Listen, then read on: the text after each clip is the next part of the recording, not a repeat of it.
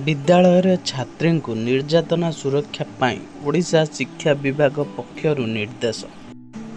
बालिका छात्री सुरक्षा को मद्देनजर रखी ओडिशा विद्यालय और गणशिक्षा विभाग समस्त विद्यालय को निर्देश जारी करिछि जे सेमाने आंतरिक अभियोग कमिटी आईसीसी गठन करने को पड़िबो। एही कमिटी माध्यम रे विद्यालय कौनसी महिला कर्मचारी बा छात्री विपरीत लिंगीय निर्यातना घटना संपूर्ण तदंत और प्रतिकार उपाय नेजिबा संभव।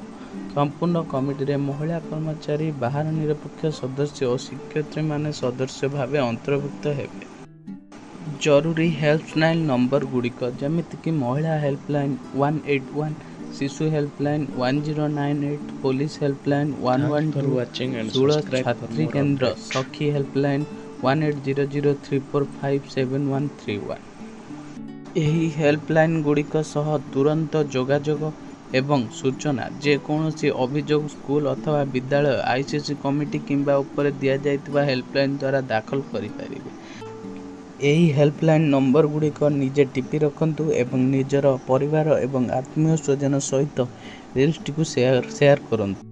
एमिति अपडेट पाइबा पई चैनल टी सब्सक्राइब एवं लाइक करंतु। Thank you.